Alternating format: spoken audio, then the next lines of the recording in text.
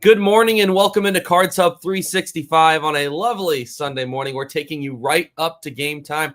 I'm Ethan Hannaford. He is Grant Salsman. And as mentioned, this is Cards Hub 365. As always, it is sponsored by Gray Bar here on Sports Hub STL and presented by DraftKings. The crown is yours. Grant, yesterday the Cardinals getting a 2-0 victory following what was a forgettable one on Friday night where they dropped the game by 10 runs. Yesterday looked a little bit cleaner, a little bit more similar to the style of Cardinal baseball that we have seen as of late. Small ball leads to a couple of runs scored. Good quality pitching from both the starting rotation, Sonny Gray yesterday, and the bullpen. And the Cardinals were able to even up this series yesterday. Yeah, I mean, what a way to respond for the Cardinals yesterday. You said it, lost by 10 runs on Friday. And Mike Claiborne said on air, those things happen sometimes. Teams over the course of 162, you're going to get blown out every now and then. And that is what happened. It's how they respond, and they responded great. You score a run without even getting a hit in an inning thanks to a Wilson Contreras walk. He steals second, advances on a wild pitch. Don't know exactly how it was scored. Gets moved over to third. Nolan Arenado drives him in. Then you go double-double with Wilson Contreras. You score two, and that's all they needed. Sonny Gray was fabulous. 6 innings pitched, 10 strikeouts, and got his 1800th strikeout in his career. It was a really awesome performance for Sonny Gray, and that's just what the Cardinals needed. Just they needed a pitcher to go deep, and that's exactly what he did. It was a big win, and today's the rubber match. Feels like a big one too. Yeah, when you look at how the series had kind of played out, Friday obviously not pretty from Matthew Liberatore, but he's still able to get you through 5 innings to the point where you're able to get away with using only your lower leverage guys. Yeah. In Friday night's game. I believe that Swanson and Graceffo were they the only two that threw. And Graceffo got sent down as a result. Well, yes, because of the large pitch amount that he threw, he was going to be unavailable for several days. That made sense. He'll be back up at some point now, not long from now. Excuse me. But what that allowed for is it set them up to not be hamstrung pitching-wise out of the bullpen. And we saw yesterday, obviously it helps when you get 7 shutout innings from your ace and Sonny Gray. But that, that was a huge – the way that they conducted Friday night's game, the way that Ali Marmol was able to use the lower leverage pieces for the back end was impactful, was big, because it led to yesterday everyone being all good to go. Now, you're probably regardless not going to have to get to the situation where you're using Phil Maton in a beatdown game like that regardless. But regardless today, there's more guys that are available as a result. And because of the way that they handled that first game, they're not in a bad situation. It doesn't feel like their hands are tied in the sense that they have to use this guy or that guy. I would imagine that probably every single guy that's in the bullpen is available today. And that is big when you look at the way that Friday night's game went. It could have very likely been the same exact situation, right, where that is not the case. And we're talking about this game like we need Eric Fetty to go 6-7 innings in order for the Cardinals to have a chance. Obviously, you'd prefer that any day of the week, but it doesn't feel like the Cardinals are necessarily hamstrung to that. No, I don't think they're hamstrung today. I think, especially against Jacob deGrom, Eric Fetty can have a little bit of a shorter leash. I think if he's gone 5 and thrown 70, 80 pitches, about to see the third time through a lineup, maybe already given up 2 or 3 runs, you can pull him. You have the bullpen depth right now to do that today. And like I said, Jacob deGrom, you're going to expect 6, 7, maybe 1 to 3 runs out of him in 6 or 7 innings pitched. So that's why it's okay if you get to your bullpen quick. You have the pieces available to do that. But I still think Fetty, I don't know, there's something about him in these big games against big pitchers. It feels like he steps up. I wouldn't be shocked to see him go 6 in a quality start. I think that's what we're going to get out of him today. We'll talk about Eric Fetty here in just a second. Before that, I want to focus on Ryan Helsley, who closed out yesterday's game, got his 13th save of the season. He continues to improve on the year. But, I looked through his game by game here, Grant, and I see a guy that, excuse me, has significantly improved in the month of May. And let me preface, we're into June now. June baseball starting today.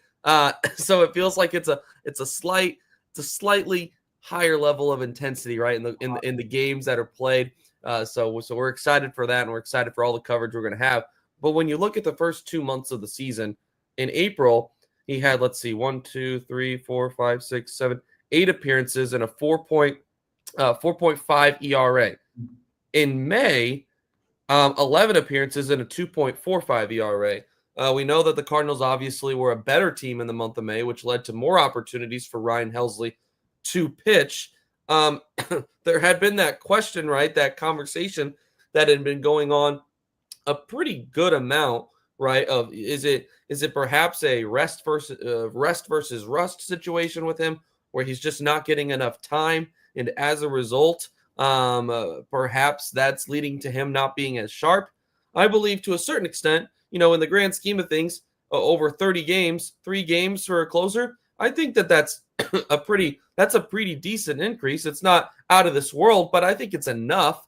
I'm curious as to your thoughts on Ryan Helsley, his improvements over the past month, and if you feel like that's given you the confidence to say that, like, this is the Ryan Helsley of old that we know. Yeah, I think that he's getting back to his ways. I wouldn't call him he's been as dominant as he was last season. Sure. I think his outing yesterday was the most dominant we've seen him.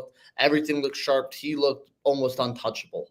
There wasn't one solid piece of contact made off of him. The sequencing was really nice, playing off the slider and the fastball with it. I really liked what I saw. I think we've been seeing him we've talked about like Wilson Contreras, how he started slow and he steadily rose. I think that's what we're seeing with Ryan Helsley. And now maybe he's plateauing at what we're used to. So I do think April might have just been rust versus rest type of thing. He was a little sharper in May. I think now June, entering the All-Star break in middle of July, we're going to see a much sharper Ryan Helsley, and hopefully we're going to see him just as much as we did in May, if not a little bit more. Yeah, hey, the more they see him, the better off they are. Let's just hope it doesn't get to the point of how much they saw him in 2024 around this time, because it felt like they were using him every other day, meaning that you're winning too many close games, right? And the Cardinals, that I think that's the biggest difference, right, between 2024 and May of 2025, right? Was that, using him 11 times, you would think, well, the Cardinals won 19 games in May. You're thinking you're only using him 11 times. That's a win, right? Because you're taking care of your closer. You're making sure that he's not being overworked early in the season, but you're still finding ways to win games. That right there shows a huge difference between 2024 and 2025. Yeah, I agree. I think that the way the offense has been able to show up has been huge. And we've seen a lot of it, feels like, maybe it's a 6-3 game and they add on 2 runs in the 8th to make it go to the top of the 9th, or in the top of the 9th, they add 2 runs and it's not a save situation anymore. So Helsley doesn't even need to be used. You can use a lower leverage reliever and close it out pretty easily. I think that's what they've done a lot of, is just done a really good job of insurance runs. I can't think of too many times where Helsley's come in with only a 1-run lead. It feels like the Cardinals have been leading by 2 or 3, and even giving Helsley some leverage has been really nice. He gave up a 2-run homer last week to the Diamondbacks. Didn't matter. He comes in, still shuts the door. The Cardinals get the win. So he has had a lot of leverage to play with. Lars Nootbaar yesterday goes 0 for 4 leading off. Prior to that, in his last 3 games, had been very good and kind of knocked him out of what had been, probably a couple weeks slump up to that point. The batting average in that couple week stretch was not very high. It was just above 200. Over the last 3 games prior to yesterday, 6 hits in 13 at-bats. So hopefully that knocks him out of a slump. We know how important Lars Nootbaar is to this Cardinals lineup. When he doesn't reach base in games, they have an under 500 record. When he does, it is well above 500. I believe that they're now 5 and 6 in games where he does not reach base. And you do some simple math there. That's got to be 8-9 games above 500. When he's in there, he's played just about every single game this season. So Lars Nootbaar setting the tone at the top of your lineup is extremely important. Let's hope that these recent few games gets him back on the right track, because prior to that, when you look at the grand scheme of things, the last 30 games or so, his strength is getting on base, right? And his on base percentage hasn't been very good. It's .299 over the last 30 games. 279 over the last 15. So let's hope that over the last few games, this is Lars Nootbaar finding himself again a little bit, getting back to perhaps his game and helping the Cardinals or contributing to the Cardinals' success at the top of the lineup. Yeah, because that's what the Cardinals need. Mason Wynn, having Lars Nootbaar on for Mason Wynn, Brendan Donovan, who's shown one of the best pitchers in the NL, Wilson Contreras in that order as well, Ivan Herrera, Nolan Arenado. Those are the guys that drive them in. Mason Wynn and Lars Nootbaar are setting the table, and it's very important. It feels like maybe Lars is swinging a little bit more for the fences than we've seen him in the past. That's not his job. The homers are going to come, but Cardinals need good at bats, him taking walks, finding his way on base, because Mason Wynn is a great situational hitter. If Nootbaar doubles, I'm confident that Mason Wynn will drive at least him over to third for Brendan Donovan in an RBI situation. So that's where I think when things are clicking, it's Lars Nootbaar getting on base and letting the rest of the offense kind of feast off that, especially when a guy like Brendan Donovan, who just is a hit machine batting third. He is Grant Salsman. I am Ethan Hannaford. This is Cards Hub 365, just a few minutes ahead of the rubber game between the Cards and the Rangers, getting set to get started at 12:05. I believe a Roku game today. So I'll have to get creative in how I'm going to watch that one today. What was that? I said there's ways to do it. There are ways. We'll leave it at that. Just a reminder, as always, that Cards Hub 365 is sponsored by Gray Bar here on Sports Hub STL and presented by DraftKings. The crown is yours. Download the DraftKings Pick 6 app now and use code STL Sports. That's code STL Sports for new customers to play. Only $5, guys. $5. Come on. And you get $50 back in Pick 6 credits. Better payouts, bigger wins, only with Pick 6 from DraftKings. The crown is yours. Gambling problem? Call 1-800-GAMBLER. Help is available for problem gambling. Call 888-789-7777 or visit ccpg.org in Connecticut. Must be 18 and over. Age and eligibility restrictions vary by jurisdiction. Pick 6 not available everywhere, including New York and Ontario. Void where prohibited. One per new customer. Bonus awarded as non-withdrawable Pick 6 credits that expire in 14 days. Limited time offer. See terms at pick6.draftkings.com/promos.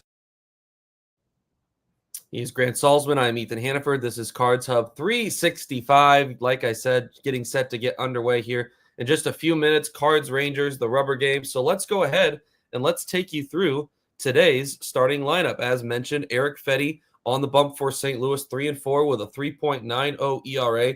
Tough task for the Cards lineup today. They'll be facing off against, when you look collectively, Grant, over the last, at least 5-6 years, when healthy, one of the best starting pitchers in Major League Baseball in Jacob deGrom. And we know that he's had the issues of being able to stay healthy in the last several years at times.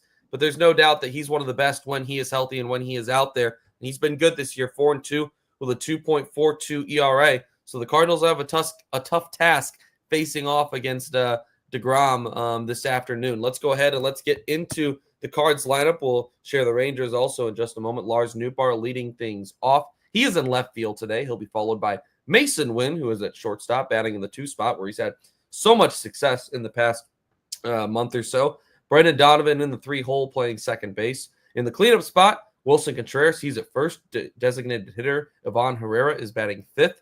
In the 6th spot at the hot corner, Nolan Arenado. He'll be followed by Alec Burleson, who's playing in right field today. The catcher Pedro Pajes batting in the 8th spot, and rounding out the lineup in center field, VS2, Victor Scott II. Grant, what do you like about this lineup today? What are the Cardinals going to have to do to try and attack and get at Jacob deGrom? Yeah, Jacob deGrom, obviously we've talked about it. He's one of the best pitchers of our generation, maybe the best pitcher we've seen in the last 6 to 7 years. This is the Cardinals' best lineup right now. That's what I like about it, Ethan. I think that these 9 guys are the best the Cardinals can put out there, especially with Jordan Walker out. I like seeing Alec Burleson in.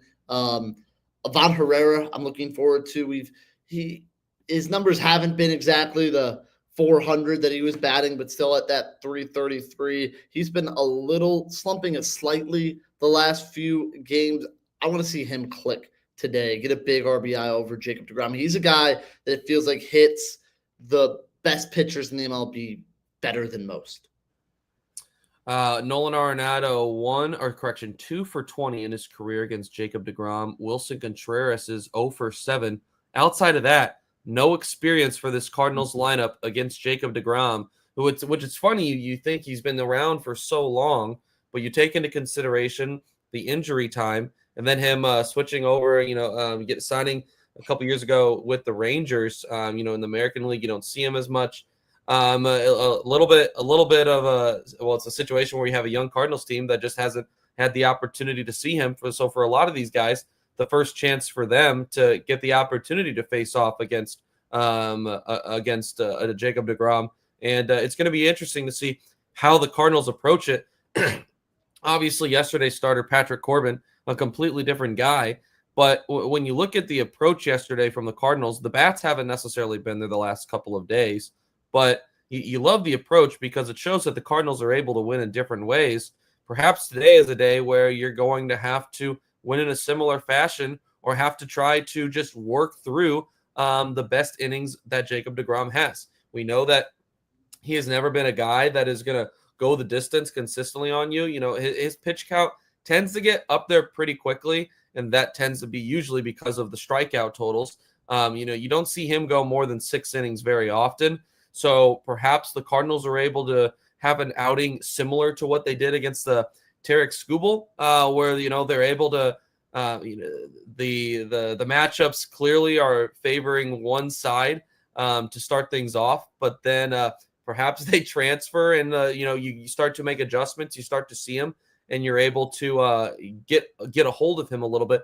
Perhaps that's the way that today's going to have to be. But there's no doubt the quicker you get to this Rangers bullpen, the better off you are, because Jacob deGrom is no guy to mess with.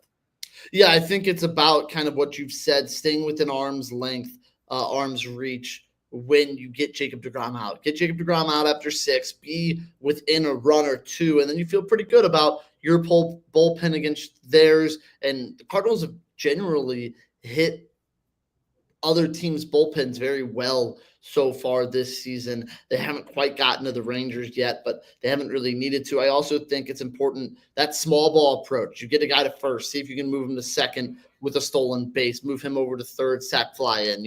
That I think is going to be the strategy. It's going to be hard to string together 3-4 hits off Jacob deGrom. It might have to be some small ball. When you get a guy to second, you got to find a way to get him home even without getting hits. When you look at this Rangers lineup, it starts off with Josh Smith, first baseman at the top. You don't see that very often. First baseman leading off. In the 2 spot, playing in center field, Wyatt Langford. Corey Seager, the former 2-time World Series MVP. Corey Seager is at shortstop, batting third today. He'll be followed by Josh Young, who is at third base, batting in the cleanup spot. In the 5 spot, playing out in left field today, it's Alejandro Osuna. He'll be followed by the designated hitter, Jake Berger. The catcher, Jonah Heim, is in the 7 spot. Marcus Semien, who continues to struggle despite his solid Game 1 outing against the Cardinals, continues to struggle. He's in the 8 spot, batting or playing second base today. And then rounding out this Rangers lineup is Sam Haggerty, who's playing out in right field today. Listen, Grant, there is a lot of solid pieces in this Texas lineup. There is. But the results, in large part, have not been there this season. We Friday night was an outlier for this team, which is crazy, right? Because you look at this lineup and you say they got some guys. We know about the big contracts that Seager and Semien are on. We know about the thump that Jake Berger has in his lineup. Wyatt Langford was one of the top prospects in baseball last year. This lineup has some dudes. They have some guys that can swing the bat. It just feels like as a whole, they haven't been able to put it together collectively. Let's hope that the Cardinals are able to take advantage of that Eric Fedde is able to take advantage of that, like Sonny Gray was able to yesterday, and that the lack of success, right, that this offense has had this year, that continues, and that the Cardinals are able to take advantage of that, similar to the way they were yesterday, a day where the Cardinals bats weren't hitting it all over the ballpark, but they're able to win because of good pitching and clean defense, something we've seen a lot this year. Yeah, I think interesting too. You mentioned the outlier. This Rangers team combined, every single person has faced Eric Fetty at least twice, besides 3 players in this lineup. And the 6 players that have faced Fetty are combined 1 in 17 in their careers off of Eric Fetty. So if Friday really was an outlier, I think you can expect another good outing from Eric Fetty. He feels a guy that could be feast or famine. I think we might see him feast tonight. Today. I think we're going to see a really good outing from Eric Fetty. He pitches against these AL teams well. He has some experience against them with his time with the White Sox, obviously. I think he's going to do enough to keep the Cardinals in it today. Eric Fetty is an interesting case as a whole, because I feel like in large part when we're going into a ball game, I have an idea of what I can expect from that day's starting pitcher. Yeah. Whether it be Sonny Gray for the most part, right? For Andre Palante for the most part. Miles Michaelis has been consistent this year. It's a Matthew Liberatore, obviously, excluding Friday night's contest. Eric Fetty's a different story. Eric Fetty, it feels like this year has been very topsy-turvy, right? To where it feels like going in, you have no idea which version of him you're going to get. When you look at the game-by-game log, right? I mean, it backs that. I mean, to go through the last several. 5 innings, 3 earned runs. 5 innings, 4 earned runs. 5 2/3 of shutout ball. Complete game shutout. 5 innings of 3-run ball.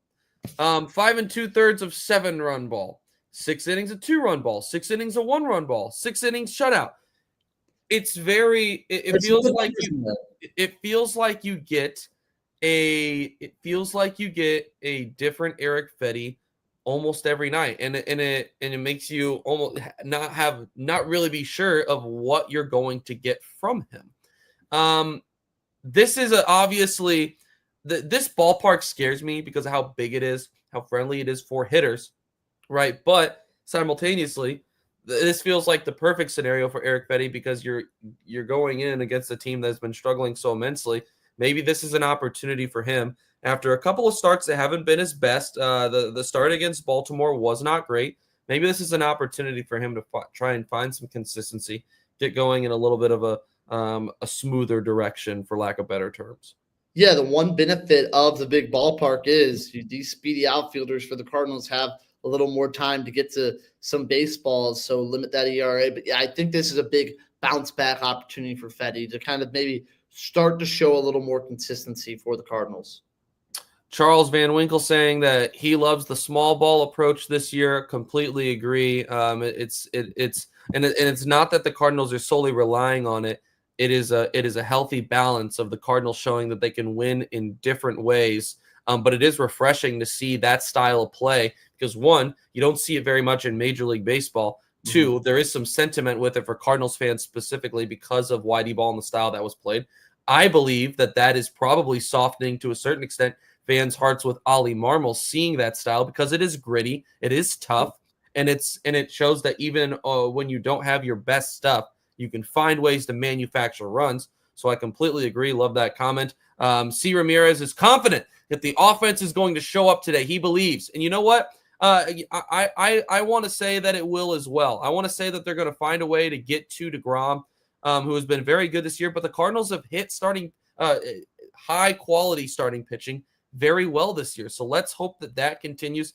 Joseph, not nearly as confident, saying today's going to be a very hard day. Hopefully we can keep the score down. It very well could be another low-scoring contest. That's the thing. When you look at these two guys, when you look at the way the Cardinals have faced off against good quality starting pitching, and you combine that with the way that they've been hitting as of late, but also the way that the Rangers are hitting, this one could go a lot of different ways. So I think that's it. It's very fair to see these different reactions. And Sweets just saying what I just said a moment ago, the Cardinals have done well against team aces like Skeens, Wheeler, Nola, Lopez.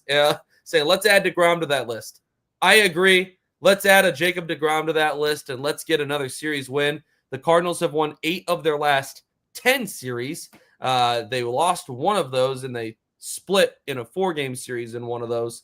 So if the Cardinals were to win today, that would be 9-1-1 in their last 11 series. As we wrap here, Grant, who the heck would have thought?